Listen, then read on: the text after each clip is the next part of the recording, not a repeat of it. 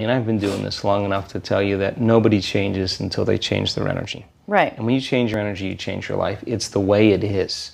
So when you stop using your enemy to reaffirm your addiction to hatred, when you stop using your best friend to reaffirm your addiction to suffering, when you stop using your Facebook to reaffirm your addiction to insecurity, when you stop that whole process and you start going inward and you're no longer relying on those outer things to create those emotions, and you start creating those inner emotional states, you start changing your energy. Now, whatever is no longer a vibrational match between you and that past, present reality is going to fall away. Right. They're just going to spiral out because you're no longer putting your attention on them. In other words, the stronger the emotion you feel with some problem in your life, the more you give it your attention. Where you place your attention is where you place your energy. You're giving your power away, your life force, your energy to heal to that person or that problem. Yeah. Lower the volumes of that emotion, you take your attention off that person, you're calling energy back to you. Yeah. And you're building your own electromagnetic field. We've seen the evidence of that in many events, because when people start overcoming themselves, the first day, not always, but the energy of the room will drop. Why? Because they're drawing from the field to build their own field. Now when they build their own field the next day and the fields start interfering with the people next to them, whoop, the energy in the room just keeps going up, right? Yeah. So now, there's no longer a vibrational match between you and your coworker, you and your job, you and your boss.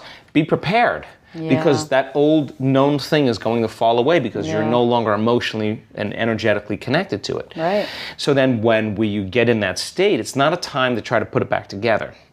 Because at the same time these things are unraveling and they're moving towards chaos, and chaos is just unpredictable order. Right. It's novelty, the newness of an experience that you can't predict is chaos. If you apply the formula, and all potentials in the quantum field exist as electromagnetic potentials. They are possibilities. So now you're going to combine a clear intention with an elevated emotion, the thought being the electrical charge, the feeling being the magnetic charge. You begin to open your heart. It begins to produce that broad field. You lay the thought of a new future into there. Now you're changing your energy. When they begin to synchronize coherently, your brain and heart, you got a strong Wi-Fi signal.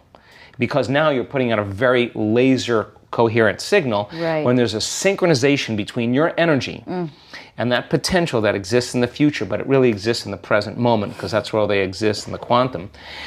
Now you start to see synchronicities in your life because you're synchronized to a future, and they come as opportunities. Wow, that was kind of cool. And those are breadcrumbs from the field, like keep going, you're on to something. Yeah. So the problem is that people, they do it and then they get up and then they react in traffic, or they get frustrated and they start feeling the emotions of the past. Why are you talking about me? They start feeling the emotions of their past, and you know what happens? They just disconnected from the energy of their future, and they're back to the energy of the past. Don't expect anything to change in your life. In fact, expect more reasons to be frustrated.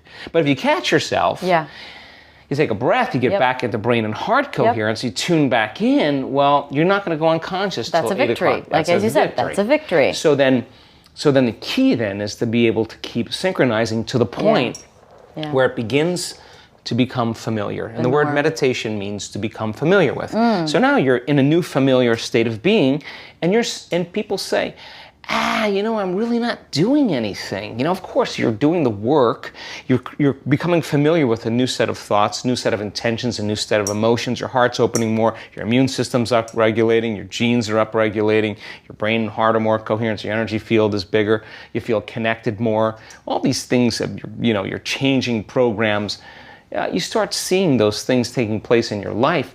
You're going to want to do this, right? It's not going to be effort. 100%. Now, live by the hormones of stress. The hormones of stress cause us to draw from this field and turn it into chemistry, heightens our senses. We become materialists. We narrow our focus on the cause. Now, when we create reality, now we're living in three-dimensional reality. The way we do it is we got to drag our body through space from one point of consciousness where I am to my future, my dreams, another point of consciousness, and that's going to take time.